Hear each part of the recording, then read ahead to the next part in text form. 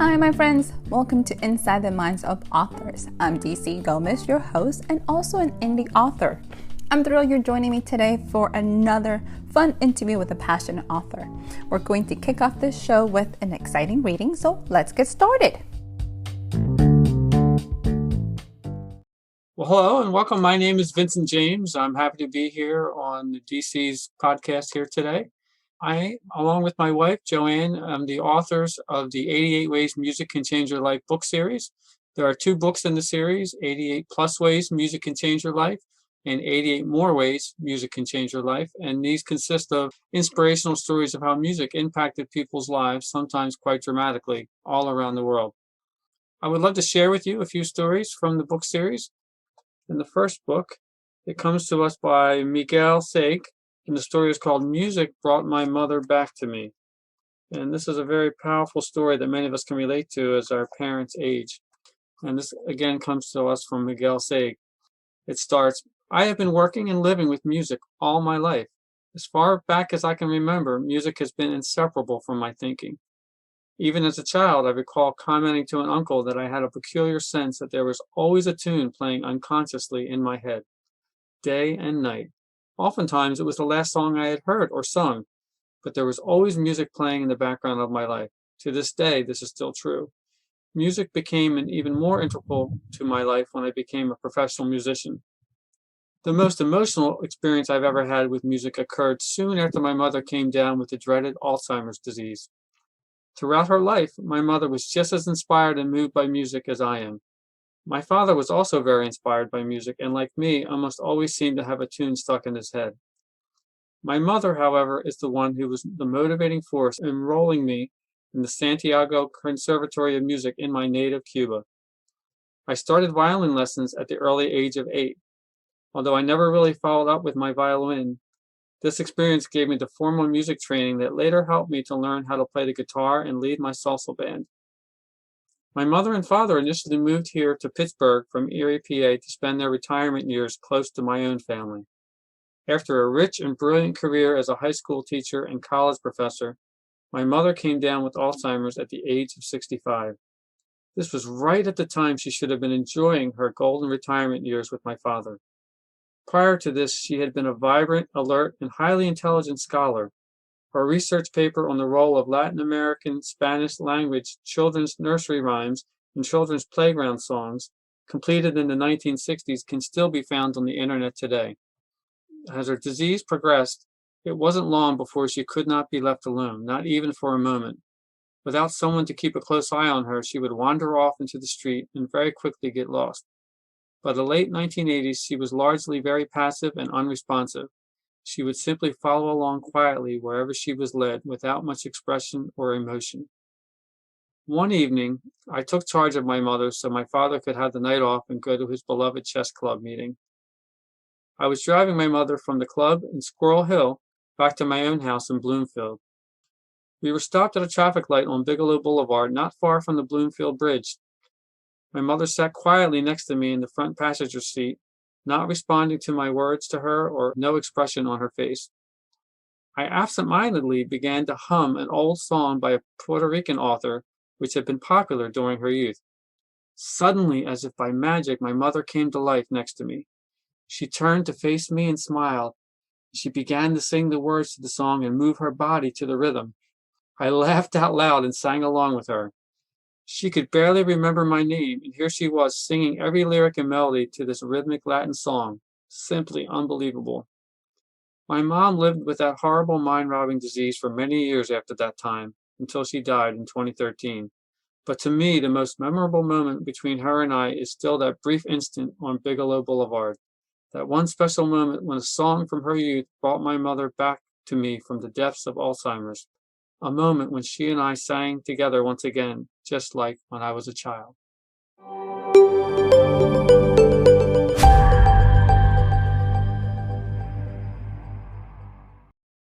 Hi, everyone, and welcome to another episode of Inside the Minds of Authors. Today we have the amazing Mr. Vincent. Hello, how are you? I'm doing really well, DC. How are you this morning? Thanks for having me on. I am so excited you joined us. I am thrilled to have you. I'm huge when it comes to music. So when I first heard about it, I was like, This is such an interesting topic. And the anecdote that you read just got me teary. I was like, oh God, I don't think I was expecting that. Let me go wipe those babies off. So let's jump in. Tell us, how did this idea for this come from? Where did it come from? Tell us. Well, it's really interesting, DT. This is a story that, I really sticks with me. Several years ago, I was drawn to a teleseminar that was titled How Everyone Has a Book Inside Them That They Need to Write. Honestly, DC, I never thought I would write a book because I didn't consider myself an expert on anything. I was an engineer by day, and by night, my passion was music, doing everything from songwriting, managing bands, being the artist myself, working in recording studios, you name it. This dual life I was leading led me to believe I really wasn't an expert on anything, and who would want to buy a book that was written by someone that wasn't an expert on something? But for some reason, how sometimes you're just drawn to something, you don't know why. So I listened to this teleseminar about how everyone has a book inside them they need to write. And I'm listening, and about halfway through, I get this bolt of lightning idea from above. Well, what about a book of inspirational stories of how music impacted people's lives? And I'm like, I wouldn't have to write a thing. I just go out and gather all the stories, and then we would need to edit the stories and then publish the book. And this is how the whole concept began for 88 Ways Music. I got all excited. I got goosebumps. I ran up to tell my wife, Joanne. She got excited, and I drew her into my crazy plan with her.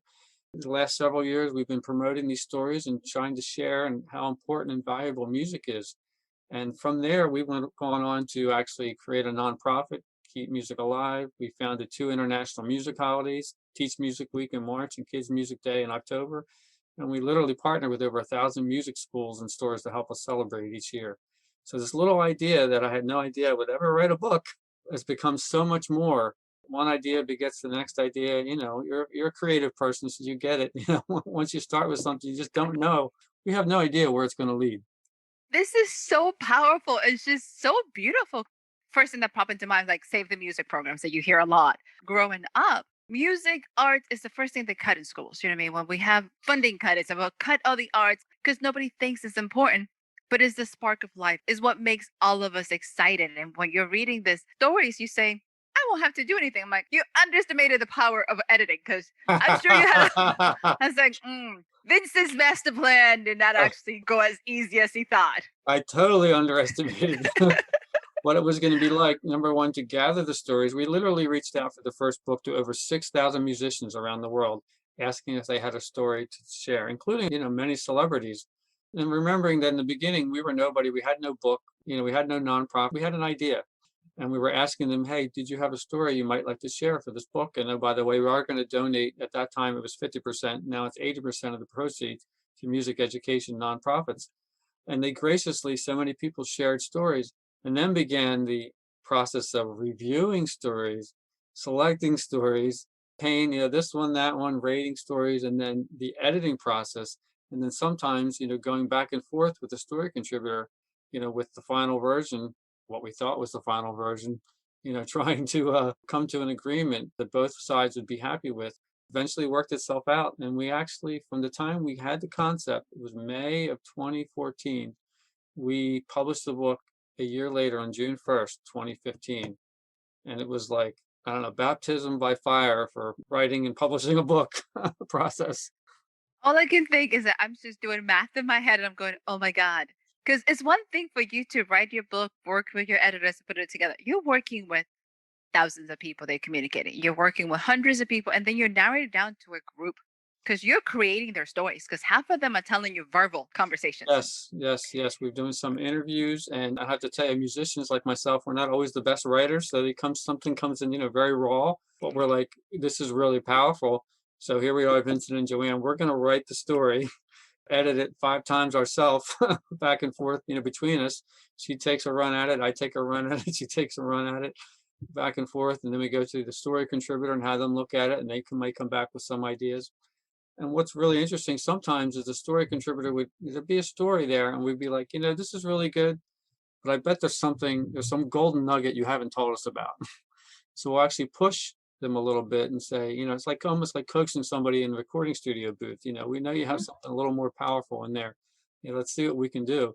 And oftentimes, if we ask the right questions, we get something back that's the piece, that's the magic sauce, the secret sauce, I like to call it, that's going to make this story really stand out. And in their initial email that they sent to us, it didn't have that in there at all. It wasn't until we pushed a little harder that we got something. So yeah, it was definitely a process. Most people don't know which part is going to connect with others. And the piece that comes most natural is the ones they're never going to share.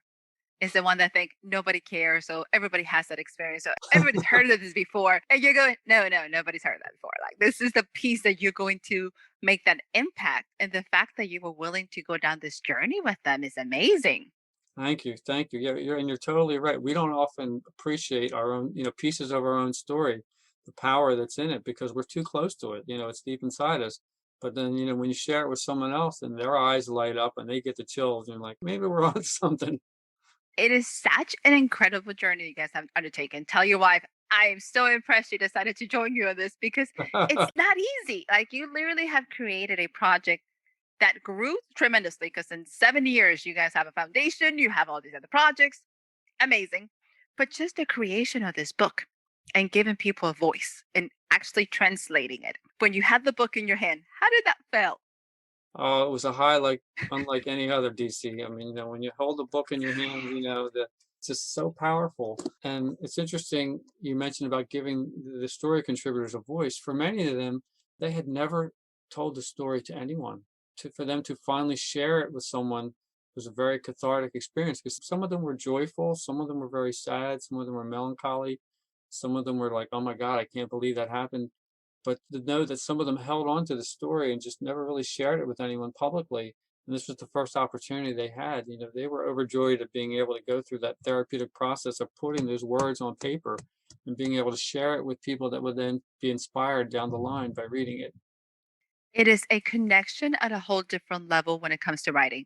And I kind of tell people it's like writing is always going to be the most intimate experience you have with a reader. Because come on, think about it. You're taking them to bed. Like you're wrapping a couch with you. Let's go to So book bed.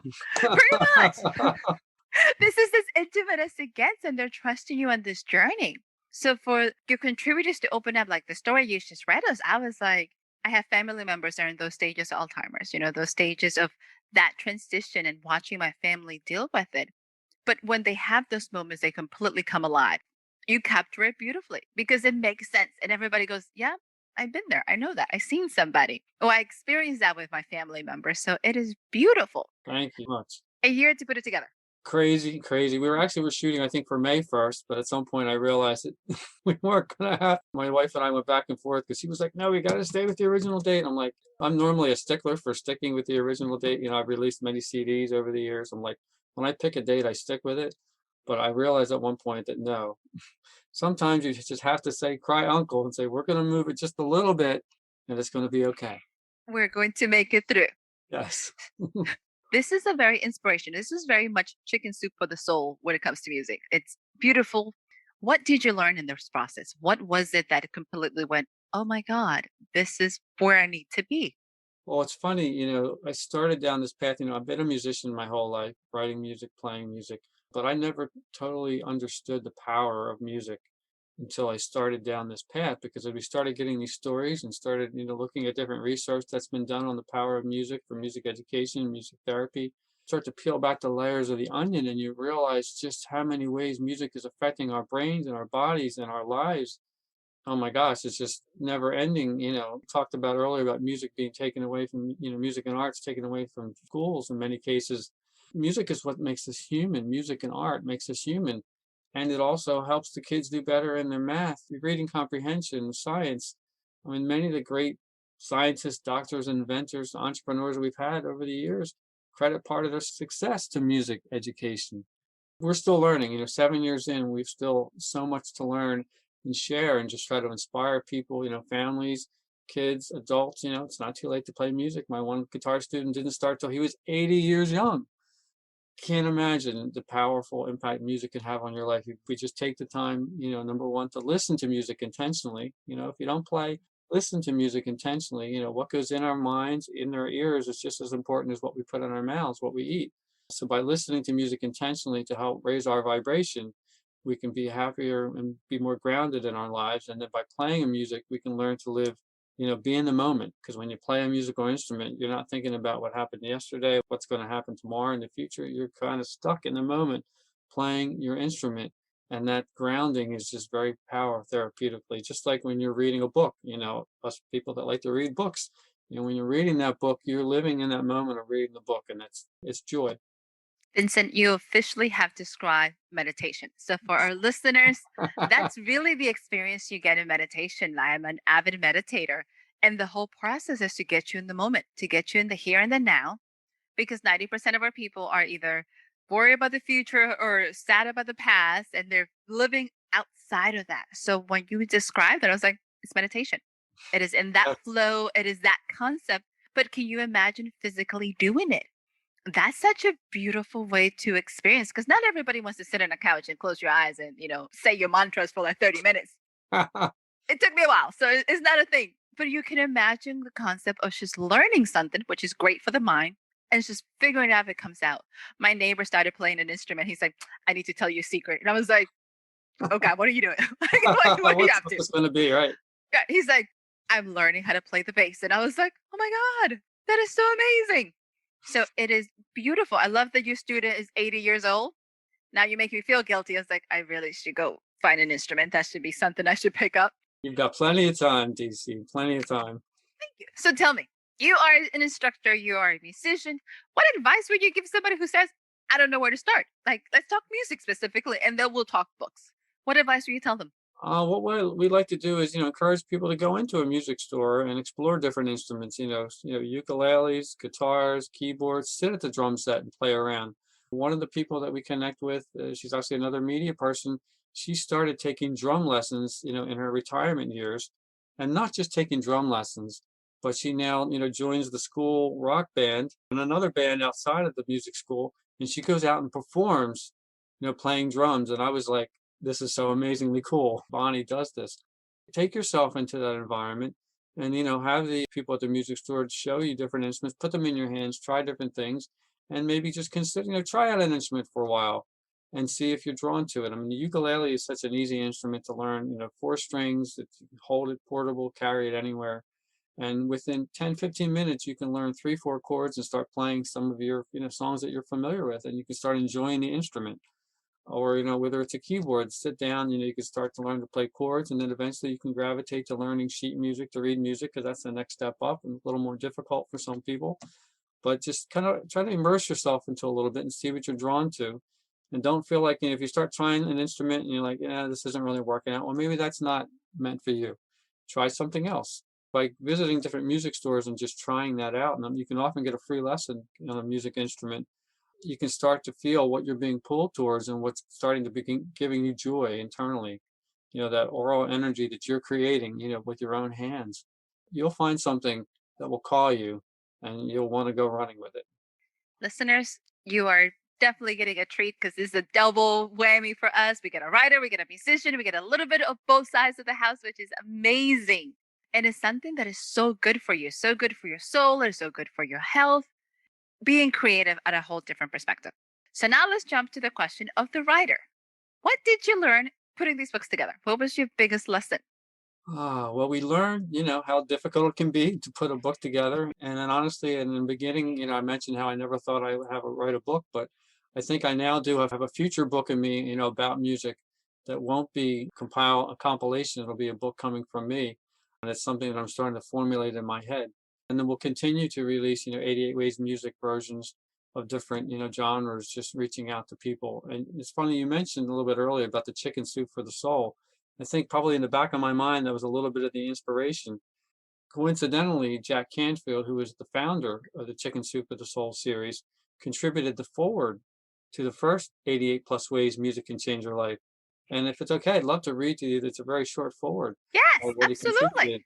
So he goes like this. People always ask me why we never did a chicken soup for the musician's soul, and now you've done it.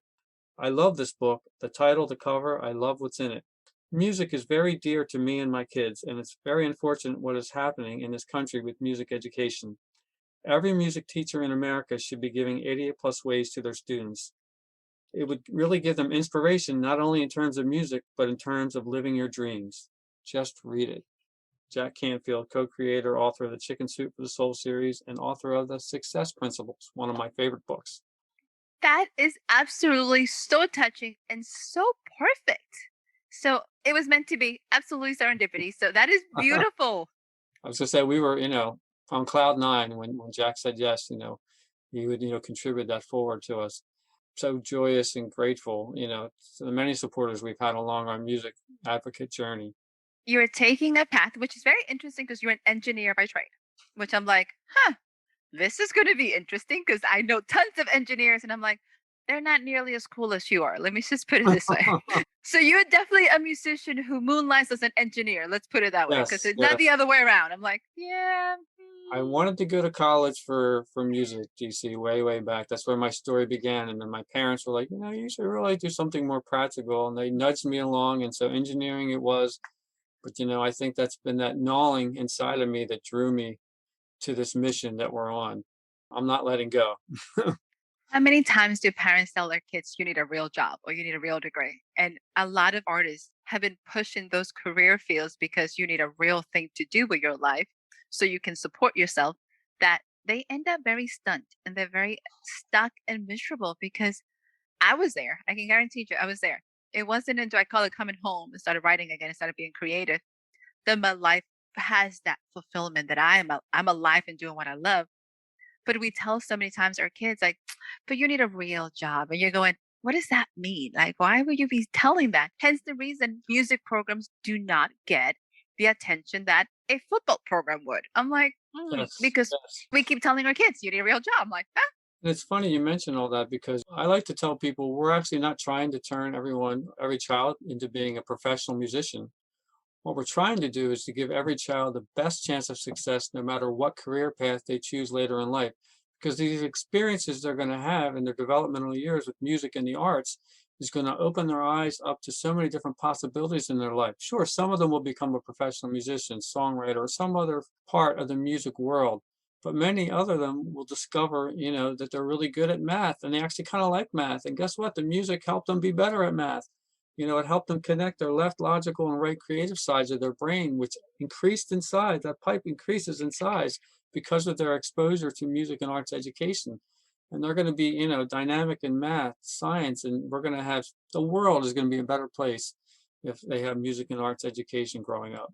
that is such a powerful message that I wish every single politician that continues to make laws and continues to kill programs will understand. I was like, maybe we should spend more money on the arts and music world instead of creating standardized tests. But that's just me. It's a whole Yep, different topic. yep. So tell us, Vincent, what advice would you give an up and coming author who decide, hey, because you said it, you took a seminar. The seminar says everybody has a book. We hear it, but it doesn't sink into everybody like it did with you. What advice would you tell them? I would say to anyone who's ever been thinking about writing a book, go down that path.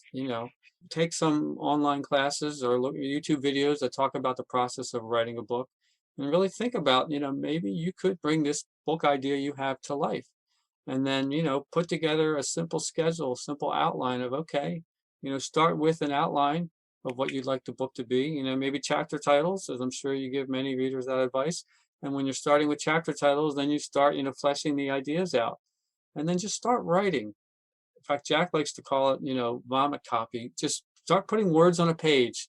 Don't self edit while you're writing. The editing will come later. We have to get these ideas out of us and onto the paper first.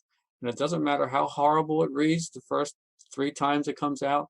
You're just getting the ideas out, and then you'll go back and reread it and edit it and reread it and edit it. And then eventually you'll get it to a professional editor who will take it and bring it to the next level. And, give birth to your ideas from inside you, because if it's something that's inside you that's important, just maybe it should be shared with the world.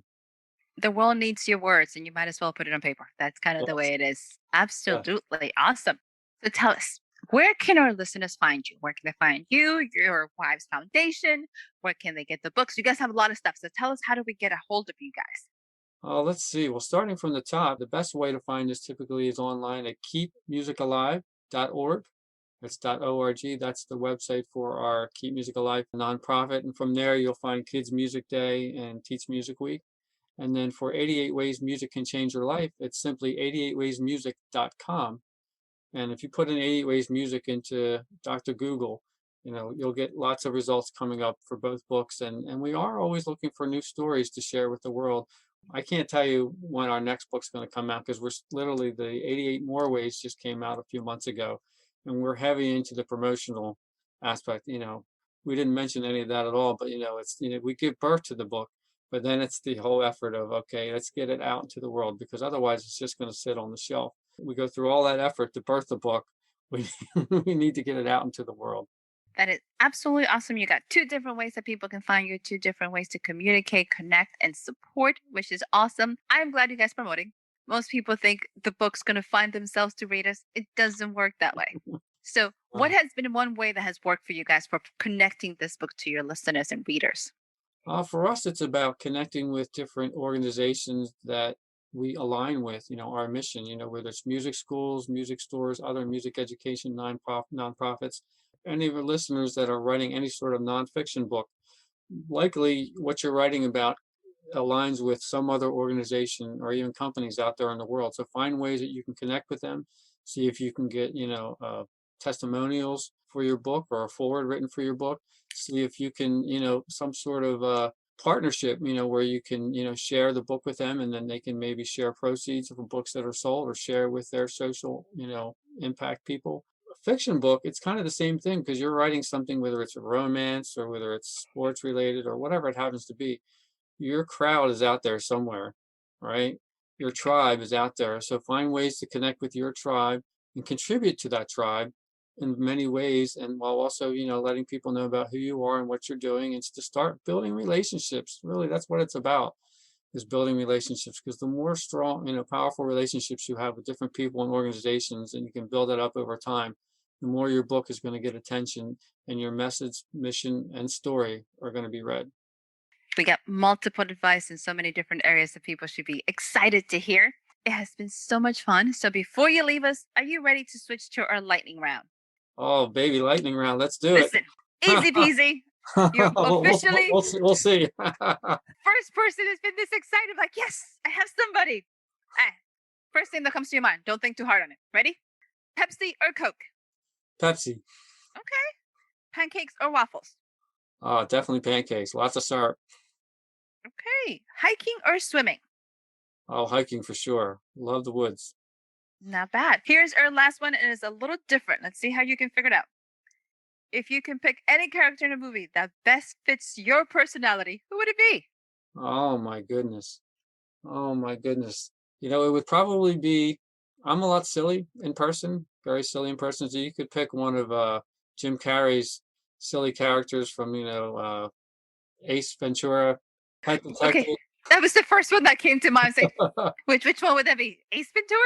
So will you be the one running around in the tutu trying to shoot things? Because this could be dangerous. I don't know if I'll be running around in the tutu trying to shoot things, but my wife will tell you I can be very, once I get to know someone, I'm very silly, just off the cuff, just saying and doing various silly things.